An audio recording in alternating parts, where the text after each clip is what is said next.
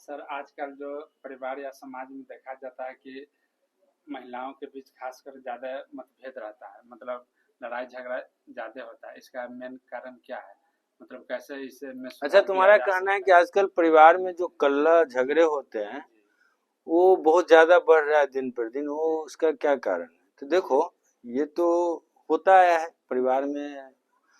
झगड़ा कलह आता है कब? है जब अर्थ की कमी हो जाती है। अर्थ मतलब हुआ कि लोग कमाई का स्रोत जब घट जाता है तब। मुझे एक कहानी याद आ रही है इससे, कि एक सौदागर था जिसका बड़ा व्यापार था, बड़ा परिवार था उसका।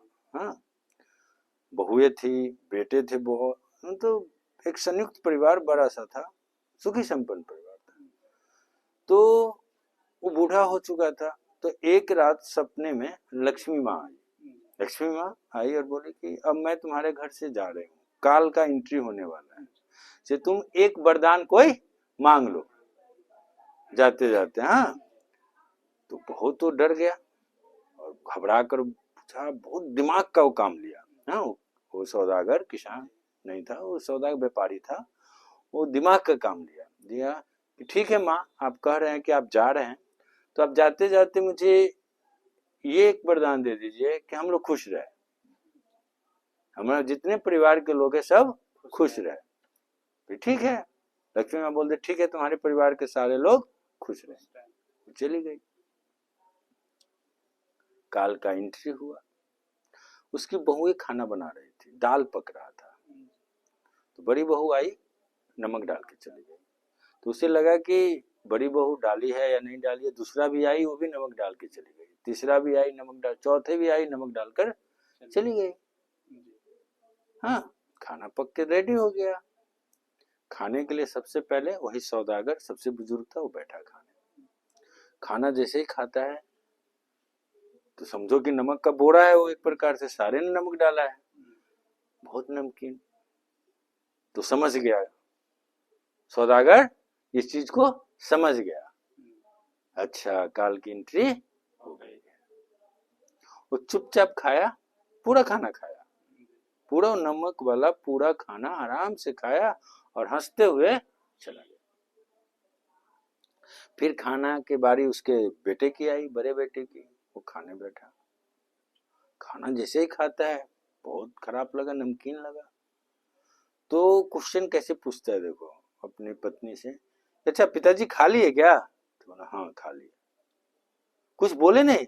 नहीं, तो चुपचाप खाए और हाथ धोकर आराम कर रहे हो। तो सोचा कि पिताजी जब बोले ही नहीं है तो हम क्यों बोले। वो भी चुपचाप चला गया। इसी तरह घर के सारे मेंबर एक एक करके खाया, किसी ने कुछ नहीं। वही क्वेश्चन किया कि बड़े भाई बोले हैं, पापा बोले हैं क्या? सबने बोला कि नहीं नहीं, किसी ने कुछ नहीं बोला।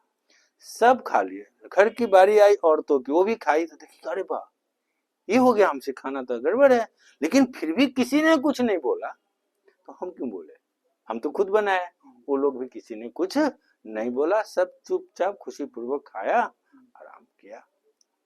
रात में फिर सपने में लक्ष्मी जी आई, बोली कि खुश हो ना? तो हाँ खुश हूँ, कह के चली गई। फिर काल आया।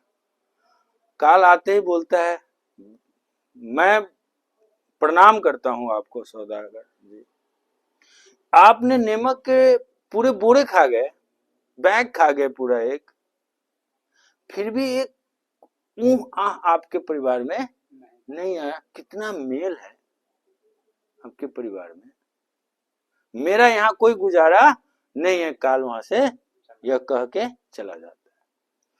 माँ लक्ष्मी तो वरदान दी तो खुश रहो। तो खुश रहने का क्या है, एक सबसे बड़ा चीज है कि आप अपनी जुबान और परिवार में संयम रखो। और जुबान पे तो जितना लगाम हो सकता है लगाओ। मैंने भी इस कहानी से बहुत कुछ सीखा हूँ। मैं भी ट्राई करता हूँ इस चीज को कि मैं कहीं कम बोलूं, और कुछ हो गया गलत सुधर सकता है तो किसी को डांटू नहीं। मैं भी इस पे अमल किया हूँ, तो मेरी स्थिति थोड़ी ठीक है परिवार की। तो आप लोग भी इस चीज को अपना सकते हो। जुबान ही सबसे बड़ा काल है। घर का प्रॉब्लम है, हम सब का प्रॉब्लम हुआ, किसी एक का प्रॉब्लम नहीं हो। खाना बना, सारे मेंबर की प्रॉब्लम थी, सबने इसको निपटाया बड़े प्यार से, खाना भी बर्बाद नहीं हुआ। तो काल जब चला गया तो बुरी बला है टल जाएगी, बस मेल करके रहिए, प्यार कीजिए एक दूसरे से, और हम क्या कहें।